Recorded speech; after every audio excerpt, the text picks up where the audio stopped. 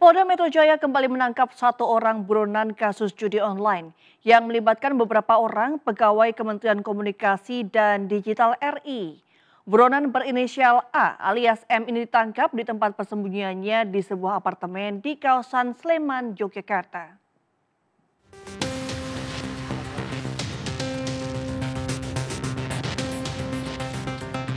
Subdit Jatanras Direktorat Reserse Kriminal Umum Polda Metro Jaya masih terus mengusut kasus judi online yang melibatkan 10 orang pegawai Kementerian Komunikasi dan Digital RI. Penyidik kembali menangkap satu orang buronan berinisial A alias M di tempat persembunyiannya di sebuah apartemen di kawasan Nagrek, Sleman, Yogyakarta. 3 pelaku berinisial A, AK, dan A alias M ini memiliki peran serupa, yakni mengumpulkan situs judi online, mengumpulkan uang setoran dari para bandar, dan memverifikasi website judi online agar tidak diblokir. Selain menangkap buronan A alias M dan istrinya berinisial D, petugas juga turut menyita uang tunai dan beberapa aset senilai 16 miliar rupiah. Subdit Jatanras di Treskrimum Polda Metro Jaya berhasil mengamankan satu orang DPO kasus judi online yang beberapa hari ini diburu. Ya, inisialnya A alias M. Ya, itu sudah berhasil diamankan. Hingga saat ini Polda Metro Jaya telah menangkap 23 orang tersangka dalam kasus ini, di mana 10 orang diantaranya merupakan pegawai Kementerian Komdigi dan 13 orang masyarakat sipil, serta masih memburu 2 DPO lainnya berinisial J dan BS. Dari Jakarta, Den Helmi Sajangbati, iNews melaporkan. Sedang asik bermain judi jenis kartu remi, 2 orang emak-emak bersama 2 pria di Pandeglang, Banten tidak berkutik digerebek polisi. Mirisnya para pelaku berdalih bahwa permainan terlarang tersebut dilakukan hanya iseng untuk menghabiskan waktu luang.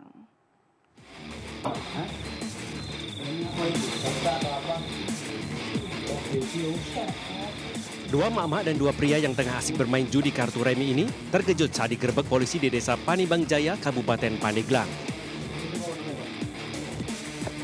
Tertangkap basah melakukan permainan terlarang, keempat pelaku berinisial NN, RM, JM, dan US hanya bisa pasrah.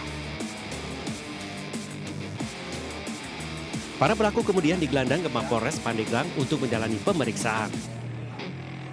Kepada polisi, mereka mengaku sudah sering bermain judi dan berdalih hanya sekedar iseng untuk mengisi waktu luang. Dari tangan pelaku, polisi mengamankan barang bukti 1 set kartu remi dan uang tunai sebanyak Rp385.000. Kita sudah mengamankan 4 orang, diantaranya 2 laki-laki, 2 perempuan yang sedang melakukan perjudian jenis judi konvensional kartu remi di Desa Panibang Jaya, Kecamatan Panibang, Kabupaten Pandeglang. Atas perbuatannya, keempat pelaku akan dijerat pasal tentang perjudian dengan ancaman 10 tahun penjara. Polisi mengimbau kepada masyarakat untuk tidak bermain judi dalam jenis apapun karena permainan judi melanggar hukum. Dari Pandeglang, Banten, Iskandar Nasution, iNews melaporkan. Sementara itu di Kabupaten Nganjuk, Jawa Timur, seorang emak-emak terekam CCTV membobol toko kelontong yang berada di dalam pasar. Wanita tersebut menguras sejumlah barang dagangan dari dalam toko, kemudian kabur dengan sepeda motor.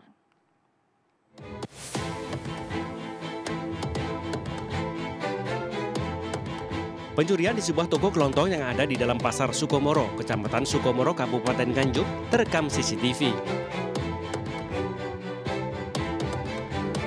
Setelah membobol kunci pintu, pelaku masuk dan mengambil sejumlah barang yang ada di dalam toko. Situasi pasar yang sepi membuat pelaku leluasa mengambil sejumlah barang dengan mudah dan tenang. Beragam barang yang diambil mulai dari beras, rokok, minyak goreng, dan berbagai barang lainnya. Usai melakukan aksinya, pelaku menutup kembali pintu toko, selanjutnya mengambil motor dan kabur membawa barang curian.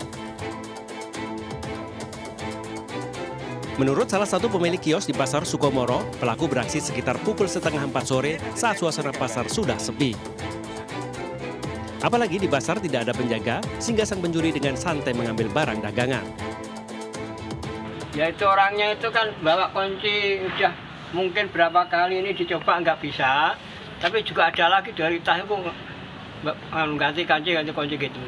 Oh, akhirnya bisa gitu Pak? Akhirnya bisa terbuka, terus itu mengeluarkan apa itu yang ada di Kampli. Iya. Ya itu di tempatnya sini. Habis itu minyak, terus rokok-rokok yang ada di gitu, dalam itu juga diambil semua. Toko yang menjadi korban pencurian diketahui milik Julaikha, warga desa setempat. Atas peristiwa ini, pengurus pasar sudah melapor ke Mapolsek Sukomoro dengan membawa barang bukti rekaman CCTV dan berharap pelaku segera ditangkap. Dari Nganjuk, Jawa Timur, Mokhtar Bagus, iNews melaporkan. Pemirsa, sidang kasus lanjutan dugaan korupsi Tata Niaga Timah kembali digelar. Saksi ahli menilai kasus korupsi PT Timah seharusnya menggunakan Undang-Undang Minerba yang jelas mengatur soal tindak pidana pertambangan.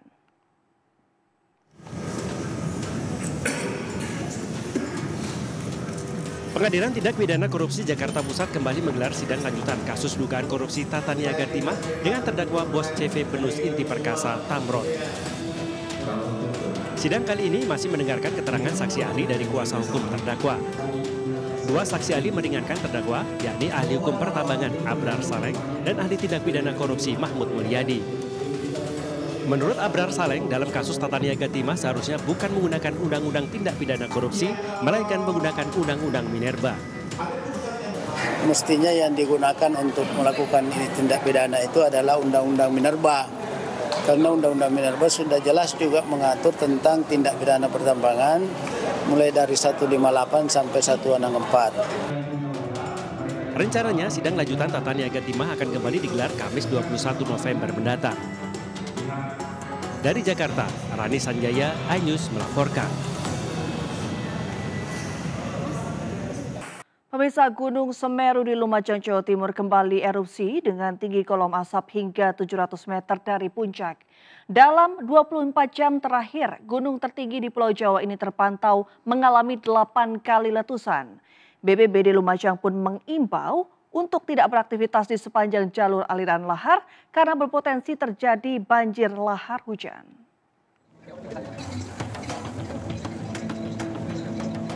Erupsi Gunung Semeru terpantau kamera CCTV di Desa Oro-Oro Ombo, Lumajang pada Selasa pagi sekitar pukul 7 WIB.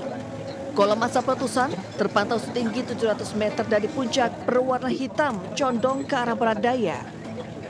Berdasarkan data pos pengamatan Gunung Api Semeru, Gunung Semeru terpantau mengalami 8 kali letusan dengan tinggi kolom asap 200 hingga 700 meter. Sementara dari aktivitas seismik, Gunung Semeru mengalami 100 kali gempa letusan, 6 kali gempa guguran, 3 kali gempa hembusan, 1 kali gempa tremor harmonik, 1 kali gempa vulkanik, dan 3 kali gempa tektonik jauh. Badan Penanggulangan Bencana Daerah Kabupaten Lumajang mengimbau warga untuk tidak beraktivitas di sepanjang jalur aliran lahar karena berpotensi terjadi banjir lahar Gunung Semeru. Yang kita khawatirkan material yang menumpuk di bibir kawah itu, kemudian ada hujan dengan intensitas lebat, durasinya lama, kemudian turun bersamaan dengan banjir membawa material yang jumlahnya sangat banyak, yang itu menjadi banjir lahar, itu yang kita waspadai. Sementara itu saat ini status Gunung Semeru berada di level 2 waspada. Selain bahaya erupsi Gunung Semeru, warga juga diminta mewaspadai bahaya sekunder, yakni banjir lahar Gunung Semeru. Tim Liputan iNews melaporkan.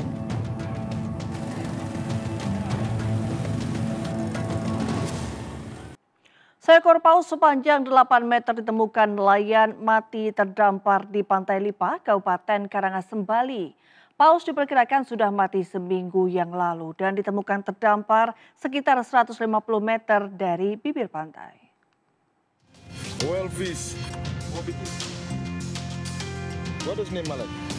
Beginilah kondisi bangkai ikan paus yang menghebohkan warga di Pantai Lipa, Desa Bunutan, Kecamatan Abang, Karangasem. Paus berukuran besar ini ditemukan seorang nelayan saat mengantar wisatawan hendak menikmati matahari terbit. Awalnya bangkai mamalia sepanjang 8 meter ini sempat dikira karang yang timbul saat air laut sedang surut. Ikan paus sperma berwarna hitam tersebut ditemukan sekitar 150 meter dari bibir pantai. Tim respon cepat penanganan mamalia laut Bali mengidentifikasi paus belum mencapai usia dewasa. Paus diperkirakan sudah mati sekitar seminggu lalu sebelum ditemukan terdampar di perairan Karangasem. Guna menghindari dampak ekosistem pantai dan mencegah resiko penyebaran penyakit, bangkai paus dikubur di pantai. Pemirsa, memperingati HUT yang ke-40, Ganesha Operation menggelar acara pemberian penghargaan kepada sejumlah pengajar serta alumninya yang berprestasi di tingkat nasional maupun internasional. Acara tahunan ini bertujuan memberikan apresiasi terhadap dedikasi dan kerja keras para pengajar maupun alumni Ganesha Operation yang memiliki prestasi luar biasa di bidang akademik.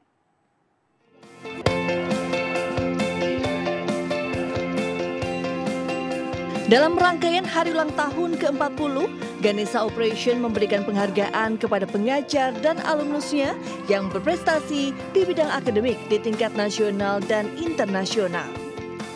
3 alumnus Ganesha Operation menerima penghargaan dalam prosesi yang berlangsung di El Hotel Bandung, Jawa Barat, Senin 18 November 2024. Ketiga alumnus penerima penghargaan yaitu Nasrul Watoni, yang berhasil meraih prestasi dengan diakui sebagai World Top 2% Scientist 2024.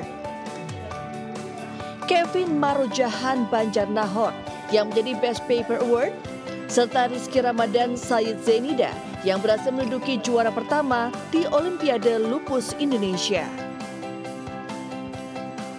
Selain itu, Ganesha Operation juga memberikan penghargaan kepada para pengajar yang berprestasi dari bidang akademik, yaitu Bob Foster yang merupakan pengajar sekaligus founder Ganesha Operation,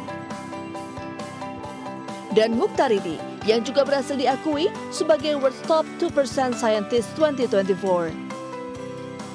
Penghargaan ini bertujuan memberikan apresiasi terhadap dedikasi dan kerja keras para pengajar maupun alumni Ganesha Operation dalam bidang akademik. Ternyata anak bangsa bisa 2% terbaik dari mereka-mereka yang ada di dunia dalam konteks, dalam hal penelitian, dalam hal pendidikan. Berarti orang Indonesia adalah orang yang luar biasa dan salah satunya ada di Ganesha Operation. Saya akan menular-nularkan lain dan alhamdulillah di Fakultas Permas itu guru besarnya terbanyak 30% dari dosennya guru besar. Dan itu muda-muda. Itu tentu tonggaknya itu yang ingin, artinya ya itu sudah teratmosferkan sejak saya menjadi guru besar. Keberhasilan raihan prestasi ini tentu membutuhkan mental kompetitif yang kuat.